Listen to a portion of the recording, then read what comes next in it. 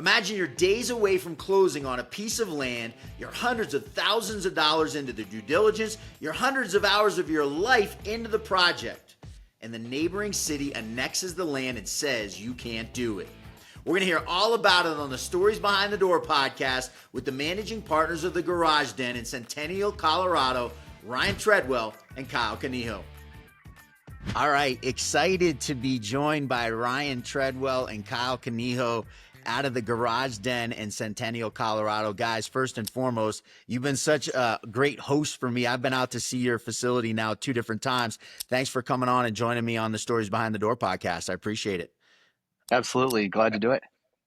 Thanks for having us. So I got to see you guys a couple months ago. I came out to Denver for a day and toured your facility and just blown away. You guys got into this small bay industrial flex deal. I'm going to dive really deep into your facility. But before I do that, the podcast always starts the same way. Whether we're talking about small bay flex or we're talking about storage, I'm always interested to get the story behind how people got into what they're doing. So you guys have gone down this small bay flex road. You're now deep into your first project. I know you're already looking for project number 2. That's starting to happen. What got you guys into doing this type of a project? Kyle, you want to field that one? Yeah, sure. So, I'll try and save us all from going back, the 10 years we probably should go back, but we'll go back kind of right to the beginning of this story. one. We'll sum that up in about 15 seconds. So Ryan and I both owned other companies before this. We had done a lot of work together. Ryan did outdoor living. I did ornamental ironwork. Our companies did a lot of work together. Well, we realized as we were growing those companies that we needed some space for those companies. And we started looking around and we looked at big warehouses and little warehouses and building our own warehouses. And we kept running across these, what seemed like weird at the time, small bay flex. And we said, okay, I don't think those are going to work quite for us because we're going to have to buy like 6 of them total. And then we said, let's build something and we'll make some extras and keep the extras. Yeah. And kind of about that same time, Ryan was really looking into this small bay flex. And he's like, I think there's a lot of opportunity here. Well, that morphed into the other companies. We just figured out it actually wasn't going to be a good fit for those because they were just too big at the time. And mine needed a lot of actual industrial type space, right? We make a lot of dust, noise, mess, all that kind of stuff. And so we said, let's find a small project. We'll do this on the side. And we'll build. I'm laughing we'll build right now because you said find a small project. Your project is anything but small. Keep going. I didn't mean to interrupt you. No. So we looked for something that we were going to build a building or 2 that'd give us between 5 and 10 units. And we found a spot. It was going to be perfect. City wouldn't let us do it. Found another spot. It was going to be a little bigger, also perfect. City still wouldn't let us do it. And by this time we're committed, right? We've probably spent 500 hours at this point just coming up with the concept. And we did the original conceptual site layouts. I've got AutoCAD, Ryan as chief architect, right? We're using lots of high-powered software to do this stuff. And then we end up at what became this project. It was originally listed as, I think it's about 160 acres. And we had our broker call their broker and say, do they have literally the bottom of the barrel? Do they have something left over at the end? And turns out it had already all been subdivided and about 145 of those acres were already sold. So we found one spot. It was 3 parcels that totaled about 7.5 acres. We tried to buy part of it because, again, we wanted to build a building or 2. And they said, nope, not a chance. So we tried to buy a different part of it. And they said, oh, that's cute, not a chance. So then we decided to make it happen.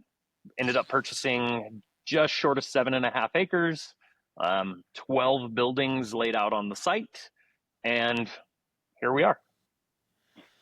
Yeah, I'm so excited to go down this road. Listen, you kind of summed that up very well, but I also know because I've gotten to talk to you guys a couple of times, there's some deeper stories in there, and I want to dive into them a little bit. Just saying, hey, we decided to buy this 7 acres and we got 12 buildings we're planning on building on the site. How many of those are open, by the way, when I go out? There's at least 4 or 5 of them that are already fully built, right? Yeah, there's 4 of them currently constructed right now. So technically we've worked our way through phase 1 of the project, being 3 phases, 4 buildings per phase. So Yeah, we're through phase one. We got a long ways to go. We have a lot of the infrastructure and site work done for phase two. Those buildings are pretty much just connections and then, foundation up.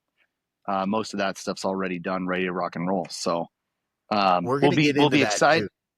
Yeah, Keep we're going, keep excited going. to unveil those as as basically market demand predicts. So yeah, You said something there that it's funny for me. You said, the site work that you have to do, right? And that cost comes up front. I always get brokers calling me with these big 12-acre sites, and they're like, well, just do it in phases. And I'm like, yeah, just do it in phases. Sounds great, uh-uh. except for you got to pay for the land up front. You got to pay for the site work up front. It sounds easy on paper, but when am I starting to generate some revenue? We'll come back to that because I want to talk about that. But I want you guys to take me through, because you did not have a simple entitlement process. I want you to go back and tell me the story of, you guys were like literally days away from closing and had a curveball come at you. Talk to me a little Yeah. bit about that and how you dealt with it.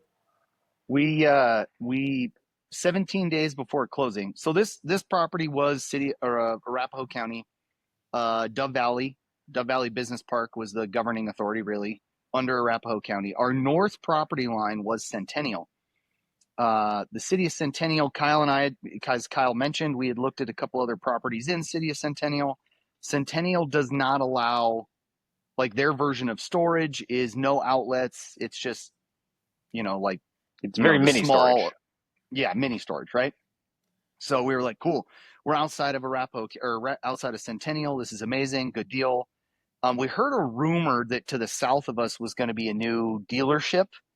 Um, Turns out that didn't come to fruition, but City of Centennial laid on that rumor pretty hard when they involuntarily annexed our site 17 days before closing to kill the project. And Kyle and I were hanging out at one of our like kind of weekly, you know, entrepreneur business owner type whiskey drinking sort of things, right? And we get a call from this gal. I want to say her name was Jessica. I don't remember, but um sweet gal on the phone, but she's like, oh no, we have a bunch of other uses you can use the land for. And I remember asking her specifically, I was like, well, wait a minute, had we closed on this, how screwed would we have been if this happens? And she's like, well, I can't answer that for you because there's a lot of other uses. So meanwhile, we had to kind of step back from our offer, team up with Dove Valley Business Park Associates, and kind of legally remind the city of Centennial about something called vested property rights, to which they reluctantly agreed. I attended a couple city town hall meetings or whatever, and yeah, it was a vote of 5-4 to kill the Oh, project, and then the town attorney, I guess city attorney, who was at the meeting was like, okay, we can do that. It has never been done in history, and it's probably a bad look for us. And then they were all like, all right, whatever, just, you know. So that was the first hurdle. That took us about 6 months. And then the second one was we got stalled again, suspiciously for the same reason, on a water tap for a building that's in phase two that no one can tell us why it was a big issue. But I think we waited on that, Kyle, what, like another 3.5, 4 months um, later on in the entitlement process. It was a pain in the butt. it's interesting to me that the average person, and quite frankly, a lot of times when you're going in front of city councils or planning boards and zoning boards, not everyone on those boards has any experience in ground up development at all. And Zero. they have no understanding of what No, 6 months or 12 months does to your project. Like no, you I have guys no have idea. mass amount of time and money invested into it. By the way, I was laughing through your whole conversation. I just had a by right use denied by a planning board in a city. So I'm like laughing with you and sort of trying to laugh over the tears that I feel from going through some of those Oh my entitlement God. processes. It was So, so bad. unfortunately can empathize too well with going through that journey. I want to divert a little bit here because you talked about something. You brought up this idea of entrepreneurship, right? And you guys have both been small business owners. You decide to go down this road. I mean, there are so many times in this story where it would have been, in my mind, like easy points to just step out and say, man, you know what? Everything's telling me that this is the wrong thing to do. And instead, you guys kept finding a solution and kept finding a solution. So I'm going to ask you, Kyle, for now, what is it that kind of gave you that mindset in your life that I'm not going to give up on this? We're going to go find a way to make it work. I mean, honestly, I joke with people. I say, I think I'm just dumb enough to not know when to call it quits. But honestly, a lot of it comes from the way all of my family has done things. We just do them. And sometimes we do them when we shouldn't do them, but if we're going to start something, we're going to finish it no matter what it takes. And I think honestly, that's how Ryan and I have been good friends and been able to do business together over the years, is that's both of us. If you tell us we can't do something, that's even more reason to go do something. So you just keep going. And eventually, right, there's the sunk cost fallacy of, oh, we've come this far, but so far we've come this far and it seems to keep working out. I love hearing that. So I want to have you guys talk me through a little bit. You buy 7.5 acres, almost 7.5 acres. Listen, you got to buy the land up front, right? Like that cost is out there. You stage it in 3 phases, which by the way, kudos, because still a new industry. Like small bay flex is not so well known that you know exactly what the demand is going to be for your product. But now you've done phase 1. Talk to me a little bit about the construction process, but then the feedback you've gotten and the ability. By the way, you guys condoed these. You decided to put an HOA association and sell them off one after the other. But tell me a little bit about the feedback and how the response has been from people wanting to buy them. It's actually been really great. What's funny is, I don't know, Kyle, maybe you can elaborate, but I perceive it as there's kind of 2 different types of buyers, right? There's the one that trips over it that has no idea this even existed, and they think it's the first complex in the world like this, and they're like, oh my gosh, such a great idea. And you're like, no, it's kind of a thing, right? So there's like the unaware buyer, and then the buyer that knows what it is and is looking for it. Maybe they have a collection of some sort or a hobby of some sort that's too big for the house. Equally as such, they might have a business or something that is just time to move from the house or is too big for the garage in the basement, or they got to get away from the family to be able to be productive at work or whatever that is. So it's kind of twofold. Either they have no idea and then they're excited, oh, wow, this could work for our problem, or they come with an agenda, I guess, right? What do you think, Kyle? No, absolutely. I'm with you. The amount of people that say, this is such a great idea you guys came up with, and we're going, not so much, but okay, that sounds great. I appreciate the enthusiasm. Sure. But kind of one of the big commonalities is, regardless of what they're doing, it is that it's outgrown the garage, outgrown the house. Be it the business or the auto collection, or honestly, we've got a guy in here that his classic book collection occupies 2 units. Yep, you never would have saw that coming. We could have come up with a 200 item list of uses, and that wouldn't have been on there. And yep, he has 2, and we're in discussion for a 3rd. I don't think he'll end up actually needing the 3rd, but hey, I was wrong about needing the 2nd. But then you've got the classic car people, and yeah. It really speaks to the need for this product, right? Because you're pulling from such a diverse base of potential renters that, kind of makes it a little bit more comfortable when you're building them to know that there's so many different variety of people that it's a functional space for. Yeah. It's tricky because we do have some rules and regulations that we put in place ourselves to kind of keep the complex what we want. The other variable is when people are like, well, what's the zoning? What can I do? And then that kind of gets them tripped up because we have to go explain that whole involuntarily annex thing. And we're basically like, hey, well, we're zoned AC, which stands for activity center, but we follow the Dove Valley Business Park rules and regulations. So we're storage, light industrial, and light commercial. So it's kind of a hybrid, I guess. And to that point, we do have a couple proper like activity center users here. We got a guy that does basketball coaching, and we have a guy that does gymnastics coaching out of his unit. So kind of a fun variety for sure.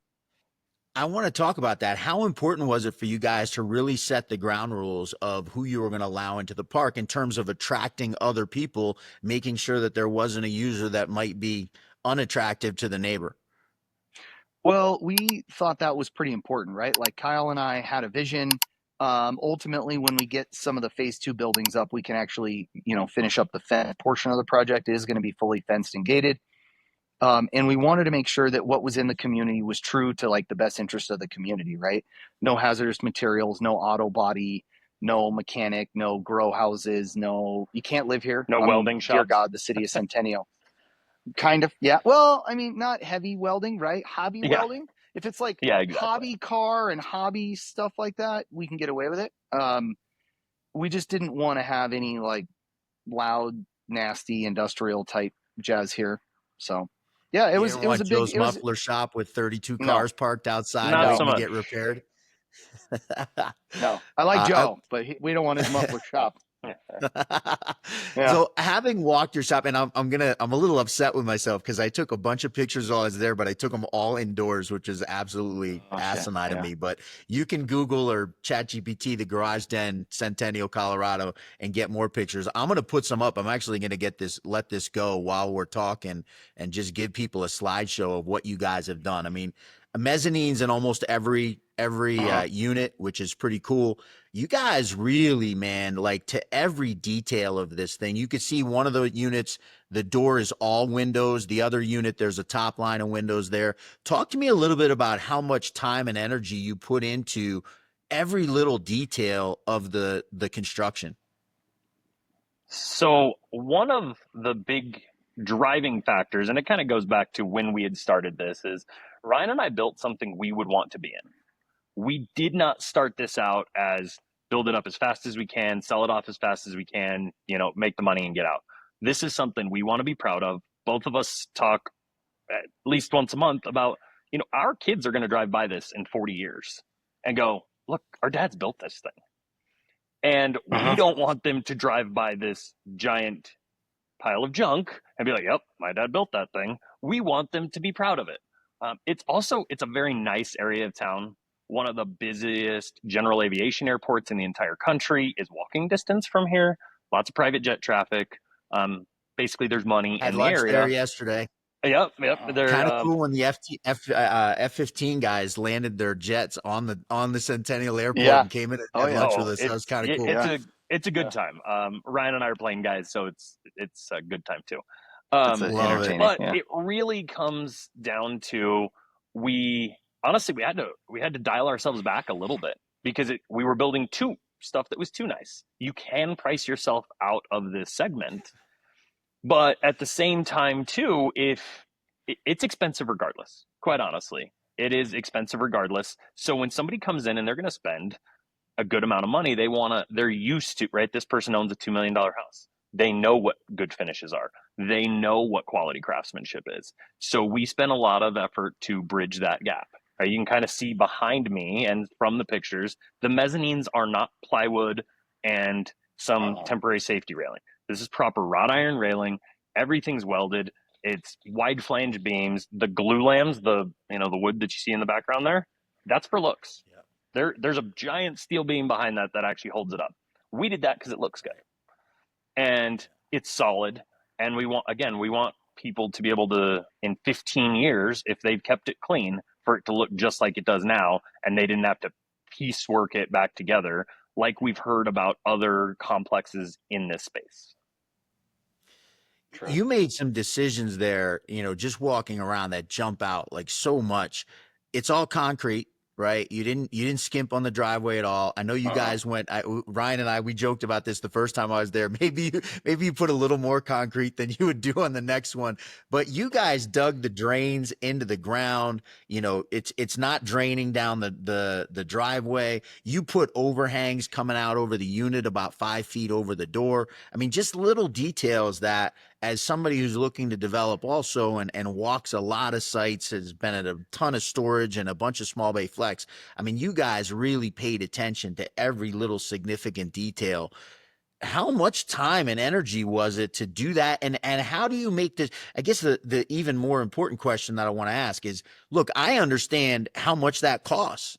Like Yeah. that's a big Yeah. choice to go from just Yeah. going and, graveling or tar or asphalt to doing full concrete. Like you're not talking about pennies.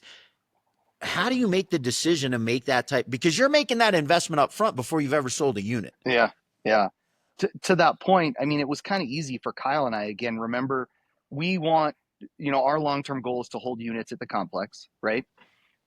So it's got to have a look and feel that kind of meets our standard, but then also meshes with the market. But it's funny you pick up on some of these things, like the underground gutter drains, so we don't have sheet flow. Being in snow removal for 14 years or so previously, we were like, we know what crappy drainage looks like in the wintertime in Colorado, and that problem never goes away. It only goes away when you move. That's it. So we don't want to have that kind of problem. So Kyle and I put a lot of time and effort into like you said, the big overhangs, the underground gutter drains and stuff like that. It's funny, a lot of people don't give some of the features. I mean, a lot of people don't give some of the features much merit at all. And I think they only will realize the benefit to some of these either if they decide to buy a unit at another place, or if they have family or friends that have a unit in the area or another unit somewhere, and then those owners struggle with the problems at their site, which we don't have here. We did put a lot of time and effort into it, but the decision from the construction style and the garage doors and how to do the drains, I mean, I don't know about you, Kyle, but I don't feel like we wasted much time on that at all. We were just like, nope, we don't want it to be crappy. We don't want to have a problem. So future problems, like, never solve a problem with a problem, right? So Kyle and I just made decisions and moved on. What do you think? I would agree completely, and that's something, maybe it was just our greenness to building something like this. We kind of didn't even consider the other stuff. We knew Yeah. what we Nope. wanted from the get-go. Like Ryan said, just from previous experience about what would we want outside of our unit, outside of our house, outside of ours. And that's just what we went with. And we consulted, we had a bunch of professionals on the job, engineers and architects and all of this. And some of them tried to push us. They're like, well, for value engineering, the favorite term in development, value engineering, we could do this. And then we always had a reason of, well, here's why we didn't even consider it in the first place. Because you're going to get icing and you're going to get all of these different things. And also, again, to Ryan's point, at some point, we're keeping some of these for ourselves. I don't want to redo the asphalt in 5 years. It's Colorado. It's going to happen. The snow messes it up, and then the sun messes it up, and then we're not doing all that over again. We're putting the concrete out there. It's a one and done. I love the thought pattern, and the term VE gets thrown around in almost every meeting I'm in. So for you to mention that, it hits home. And listen, it does, and especially in today's rate environment, in today's borrowing environment, sometimes you have to get something to work. For sure. But you guys very deliberately chose not to do that. What I want to ask is, how did you know that you were going to be able to sell these units at a price point that was going to get you out of it okay? You don't 100% know. It's funny. That's exactly what I was going to say. Yeah, you just make it work. I thought I was going to hear. Yeah. There's no crystal ball. Like there's no way to know. Anybody who says I'm 100% certain, I mean, I think they're kind of, they're lying to you. Like anything could happen. The city can come in and say, no, you can't put water in your units for some stupid reason, or whatever the case may be. There are extenuating circumstances you just flat don't have control over. So you just make your bets. And my wife likes this saying, right? Make a decision and make it the right one. So that's what Kyle and I did. And you just figure it out and move on. I want to talk about now, I kind of teased this earlier, this idea of phasing, and again, like, there's upfront costs. There's things that you got to pay up front, and buying the land, doing the site work, the construction cost, if people understood a construction budget, a lot of times putting the building up is not the most expensive part of it. It's the soft costs. It's doing the site work. That becomes the real expense. You guys have done this in phases. Talk to me a little bit about, like, have there been moments there where it's like, man, we don't know. We don't know if we're going to get here, and getting to that point where it's like, all right, we might be all right. So funny enough, we knew there was going to be 2 phases when we started. We knew there was going to be 2 phases, and it became 3 phases. So phases 1 and 2 used to just be phase 1, and quite honestly, couldn't get the funding. We could not make the numbers work. The bank, some of the private investors, the math didn't work. It was pretty simple math at that point in time. We were millions short. And so we just pretty much took a Sharpie and drew a line down the middle of the complex and said, well, I guess this is what we're doing. This is what we can afford to do. So we made some changes. I mean, we spent hundreds of thousands now breaking things apart. One of the buildings, we actually had to take a building and cut the building about 40% down the way, because that's what could happen. I got a chance. All we were able that. to do. Yep, you did. So you saw that the 5th building we're putting up is the continuation of that building that we had to cut up. Yeah. And it's ended up working out well, right? It saved us because at one point in time, due to delays with the city, we had 2 buildings 100% done. They were just waiting on the certificate of occupancy that took almost 2 months to get because of this missing piece of paperwork, or this inspector was out, or because you're not just dealing with a building permit, you're dealing with the development office, you're dealing with the zoning office. And we had to remind most of these people that we are not actually activity center, like Ryan said. We are in this special use case of vested property rights. So we were constantly having to walk people through that. And at one point in time, we were sitting there on a fully drawn construction loan, just bleeding money. I forgot what it was. It is thousands of dollars per day that we're just bleeding because we can't even sell them. We had buyers set up to buy them, and it was at that point we're like, okay, get over the hurdle. And during some of that, we did lose some buyers because we were just taking too long, because some of them had been around since forever. And there was certainly times. I remember Ryan and I went to dinner with our wives one time, and we're like, I hope this works out, or we're all going to share a 2-bedroom, our 8 people in our families. We're going to share a 2-bedroom apartment that one of our parents is going to have to rent for us, because it was all on the line. And I think that's another part of the reason that. Go ahead. No, go ahead. Finish up. Yeah, I don't want to cut you off. No, I was just going to say that's another part of the reason when you go, well, how do you fail at that point in time? You don't just give it back to the bank and start from scratch. You wait until they come take this thing if they have to. And, that stress lasted for 30, 45 days, and then you sell some units and you pay off some things, and then the next building closes and you sell more units and you pay off the bank, and then you go, hey, look, we've done this once before. We'll just keep doing it again. Right. And also, for a little perspective here, to elaborate on what Kyle's saying is, so most sites are 3 to 5 buildings around this, around us, right? Most sites, there's a couple that are still either have been phased out and aren't finished up.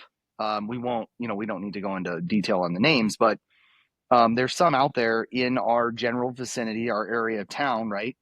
Our phase 1 is about as big as their entire site. So where they took a 4 or 5 building complex and they're doing it phased by buildings, Kyle and I kind of bit off a lot here, took a lofty goal, and our bullseye was basically we have 3 phases that are equal to the next site's entire site. So it worked out much better. Kyle and I are thankful that we kind of broke it up in 4 building chunks.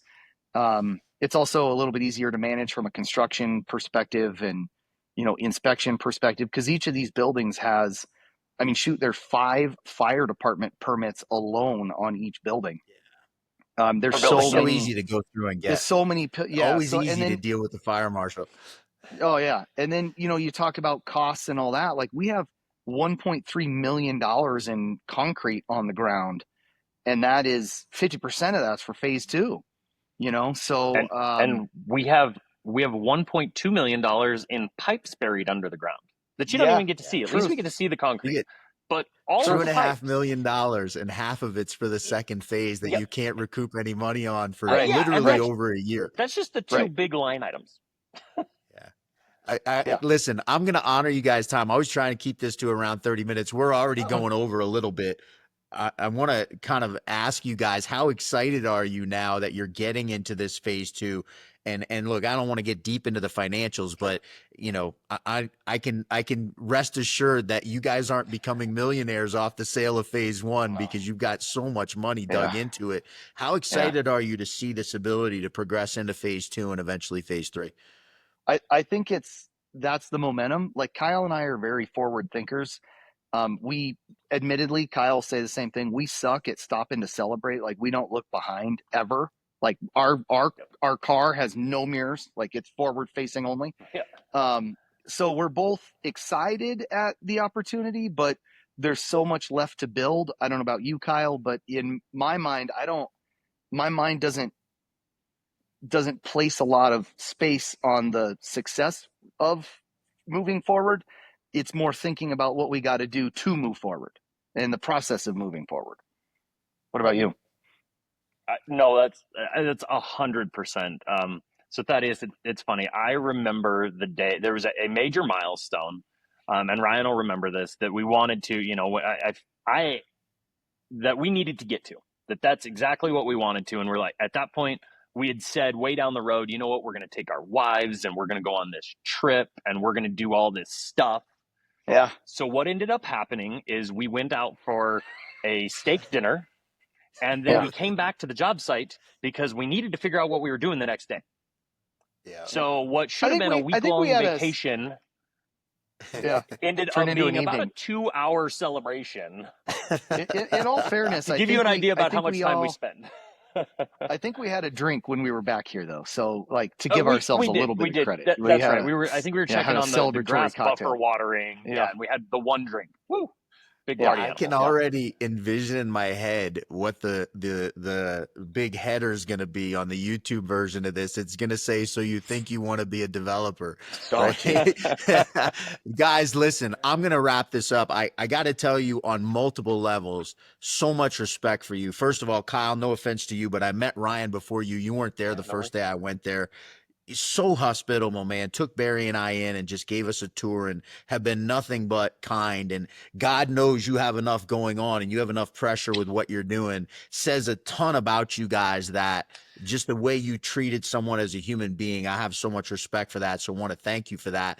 But on top of that, I have so much respect for how you've built it.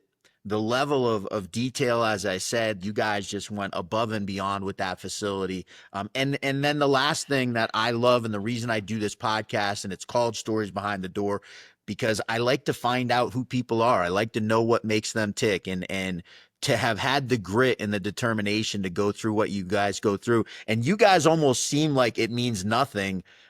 From the outside looking in, man, just a ton of respect for you guys for the way that you operate, and wishing you nothing but incredible success as you finish phase 2 and phase 3. I know I'm back in Denver all the time going to see you guys when you're on project 2, 3, 4, and 5. So looking forward to being a part of that journey with you guys and being able to, look over your shoulder and see what you guys are doing. Thanks so much for coming on. Really appreciate having you. Appreciate the kind words, Thaddeus. It means a lot. And it means a lot more to Kyle and I both that your perspective and what you've done. It's like I said, Kyle and I don't celebrate much. So to hear great things from a pro, in the industry, it means a lot. Thank you. Appreciate you guys. That's it for this week's episode of the Stories Behind the Door podcast. We will be back with a new episode in 1 week. Thanks everyone for watching. Sounds great. Thanks.